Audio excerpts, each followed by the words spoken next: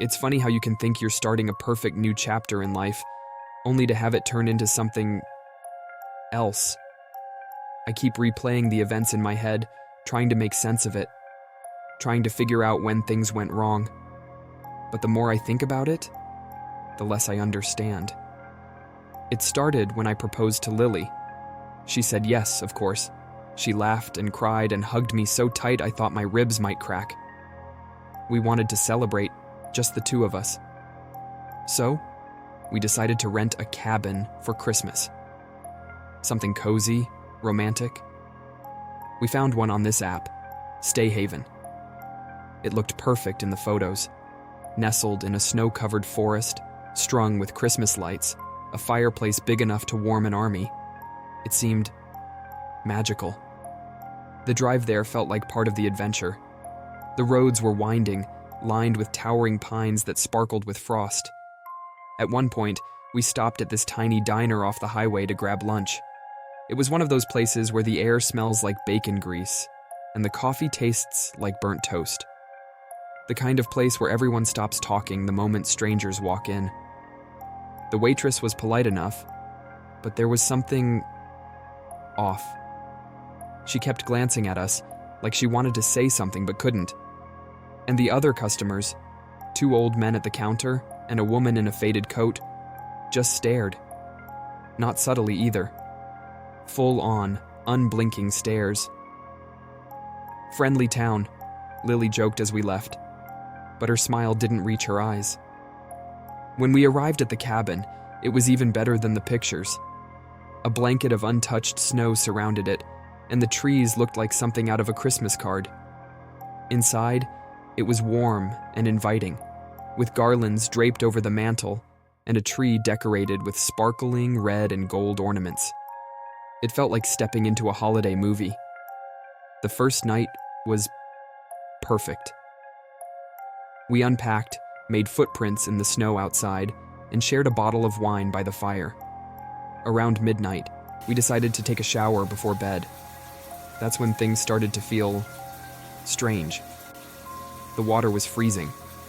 Not cold. Freezing. It felt like shards of ice stabbing my skin. Lily screamed when it hit her, and I quickly shut it off. I called the landlord, a guy named Martin. He sounded groggy, like we'd woken him up, but he promised to send a plumber first thing in the morning. The plumber arrived early. He was odd. Mid-40s, scruffy beard, and a heavy tool bag that clinked with every step. He didn't say much, just nodded when I explained the problem and went to work. Lily and I decided to go for a walk while he fixed it. The forest was breathtaking, but there was something about the silence that felt unnatural. No birds, no rustling branches, just the crunch of our boots on the snow.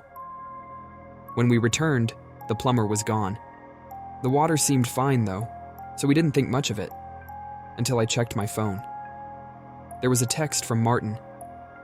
"Plumber's running late. Should be there in an hour." That night, I woke up to a noise, a soft, rhythmic tapping. It took me a second to realize it was coming from the window. I froze. My heart was pounding so loudly I thought it might wake Lily. Slowly, I turned my head. There was nothing there, just the frosted glass and the faint outline of our footprints in the snow. But as I stared, I noticed something. Another set of prints. Larger, leading up to the window, and then stopping. I didn't sleep after that. The next day, we decided to stay inside. The internet was spotty, so we couldn't stream anything, but the cabin had an old TV and a stack of DVDs. We tried to watch a movie, but halfway through, the screen started flickering. Then it went black. Martin promised to send someone to check the connection. The repairman arrived that afternoon, a lanky guy with greasy hair and a name tag that said Earl. He fiddled with the wires for a while, muttering under his breath, then said it should be fine now. Later, when Martin called to check in, I mentioned Earl. There was a long pause. "Who?" he asked. "Earl," I repeated. "The repairman. I didn't send anyone named Earl."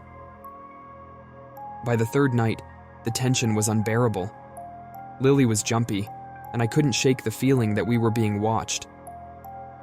Around midnight, the knocking started again. This time, it was louder, more insistent. It wasn't coming from the window, it was the front door. I grabbed a flashlight and told Lily to stay in the bedroom. The beam wavered as I made my way down the hallway. My hand was shaking so badly I could barely keep it steady. When I reached the door, I hesitated. "Who's there?" I called out. No answer. The knocking stopped. I opened the door. The porch was empty, but the snow told a different story. There were footprints, fresh ones, leading up to the door, and then disappearing into the trees. That's when I called the police. I don't know what I expected them to do, but I couldn't think of anything else. They arrived about an hour later, 2 officers, both looking skeptical. I explained everything: the plumber, the repairman, the footprints. They listened politely but didn't seem convinced. They checked the house, every room, every closet. Nothing. No sign of anyone else. One of them even stepped outside to look at the footprints, but when he came back in, he shook his head. "There's nothing there," he said. "But we saw them," I insisted. "They were right there, leading up to the window."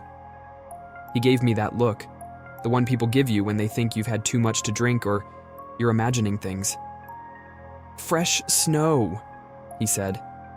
"It would have covered any tracks by now." Lily was quiet the whole time, clutching a mug of tea like it was the only thing holding her together. The officers left after giving us a phone number to call if we saw anything else, but their tone made it clear they didn't expect to hear from us. The final morning, we decided to leave early.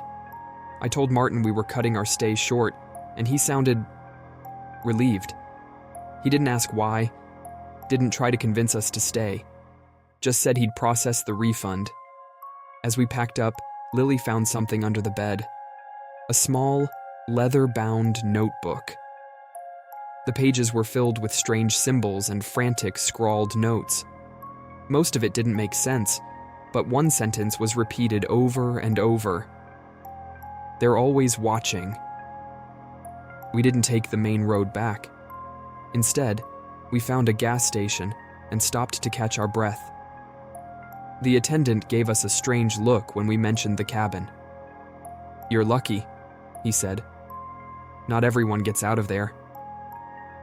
I wanted to ask him what he meant, but Lily grabbed my arm and shook her head.